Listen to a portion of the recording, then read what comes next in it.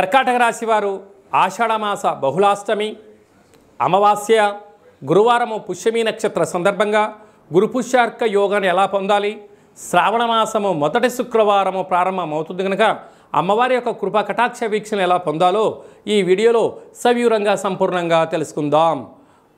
కర్కాటక రాశిలో ఏ నక్షత్రాలు వస్తాయి అనగా పునర్వసు నక్షత్రంలోని చివరి పాదమైన 4వ పాదము, పుష్యమి నక్షత్రంలోని 4 పాదాలు, ఆశ్లేష నక్షత్రంలో 4 పాదాలు కలిపితే కర్కాటక రాశి. రాశాధిపతి చంద్రభగవానుడు. వీరికి 27 సంవత్సరముల తర్వాత అద్భుతమైనటువంటి గురు పుష్యార్క యోగము కలుగుతుందని చెప్పి గమనించాలి. మనకు 12 ఏళ్ళకోసారి పుష్కరాలు అంటూ ఉంటారు.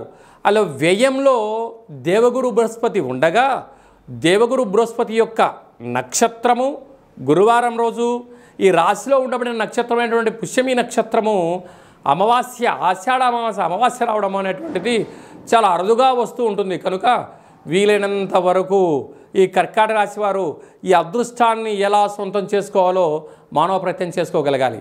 అలాగే రాశిలోనే ఆత్మకారకుడు రవి, బుద్ధికారకుడు బుధ భగవానుడు సంచారం చేయడం వలన ప్రభుత్వ ఉద్యోగ ప్రయత్నం చేసేవారికి ఇది చాలా శుభ తరుణం. అలాగే తల్లిదండ్రులు కానీ, మీకు అమ్మగారి తాలూకు కానీ, నాన్నగారి తాలూకు కానీ అలా ప్రభుత్వ ఉద్యోగం రాకుండా అడ్డంకులు ఉండబడిన వారు ఈ పక్షం రోజుల్లో ప్రయత్నం చేస్తే అద్భుతమైన విజయం కర్కాటక రాశి వారికి సొంతం కాబోతుంది. అదే కాకుండా రాశిలోనే రవి భగవానుడు ఉండడం వలన మీ జన్మ నక్షత్రం రోజున అష్టమి అమావాస్య తిథుల యందున దూరవాయు జల ప్రయాణాలు పెట్టుకోవద్దు, తస్మాత్ జాగ్రత్త అని చెప్పి జ్యోతిర్విజ్ఞానం తెలియచేస్తుంది. 2వ స్థానంలో కుజ భగవానుడు మరియు కేతు సంచార స్థితి ఉండడం వల్ల ఒకవైపు రాశిలోనే రవి 2లో కుజుడు ఉండడం వలన కుజదోష ప్రభావం కారణం వలన దయచేసి అప్పులు ఇవ్వద్దు, అప్పులు తెచ్చుకోవద్దు. ఉండబడినటువంటి వాటితోనే సర్దుకుపోగలిగినట్లయితే రాబోయేటువంటి బంగారు భవిష్యత్తులు మీ సొంతం అవుతూ ఉంటాయి. కానీ అన్ని రాశులతో పోల్చుకుంటే కర్కాటక రాశి వారు చాలా అదృష్టవంతులు. ఎందుకనగా ఎద్దటి వ్యక్తిని మాట్లాడేటువంటి విషయంలో వాళ్ళ దగ్గర ఎంత ధనం ఉంది, ఎంత జ్ఞానం ఉంది, ఎంత సంపద ఉంది, ఆ వ్యక్తి నాకు ఉపయోగపడతాడా లేదా అని చెప్పి క్షణాలలో పసిగట్టేటువంటి శక్తి ఈ కర్కాటక రాశి వారికి ఉంటుంది. కనుక మీ దగ్గర అపారమైన బ్రహ్మజ్ఞానం ఉంది, కానీ అనవసరంగా వాటిని దుర్వినియోగపరచుకోగలిగితే చాలా మంచి కాలము అని చెప్పి కూడా మీరు గమనించాలి.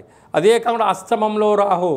దయచేసి అప్పులు ఇచ్చారా తిరిగి రావు, తెచ్చుకున్నారా వాడెళ్ళి పోలీస్ స్టేషన్లో కేసు పెట్టడం, మిమ్మల్ని కోర్టు మెట్లెక్కించడం, బంధువులలో మిత్రులలో స్నేహితుల్లో మీకు గౌరవాన్ని తగ్గించుకునే పరిస్థితి ఉంటుంది. కనుక వీలైనంత వరకు ఆవేశానికి దూరంగా ఉండండి, ఆలోచనగా ఉండండి. భాగ్యస్థానంలో శని భగవానుడు సంచారం చేయడం వలన ప్రేమికులు చాలా జాగ్రత్తగా ఉండాలి, భార్యాభర్తలు అన్యోన్యంగా ఉండాలి. ఉన్నతమైన జీవితాన్ని పొందడానికి ప్రణాళికలు రచించుకొని ఉన్నత జీవితాన్ని మీరు పొందగలిగినట్లయితే చాలా మంచి కాలము అని చెప్పి గమనించాలి. ఏకాదశంలో శుక్ర భగవానుడు. మీరు పట్టిందల్లా బంగారం అయ్యే యోగ్యత ఉంది. ఎప్పుడు ఉంది? మీరు మనశ్శాంతిగా ఉన్నప్పుడే అవుతుంది. వ్యయంలో దేవగురు బృహస్పతి సంచారం అవడం వలన ఆధ్యాత్మికంగా ఉండడం, తెల్ల జిల్లేడు వృక్షం దగ్గర మీరు కూష్మాండ దీపాన్ని పెట్టడం, ఒక 11 ప్రదక్షిణాలు చేయడం, శక్తి కలిగితే ఆ వేరును తీసుకొచ్చి ఇంట్లో పెట్టినట్లయితే మీతో పాటు 7 తరాల వరకు అద్భుతమైనటువంటి గురు పుష్యార్క యోగం కలుగుతుందని చెప్పి కూడా గమనించాలి.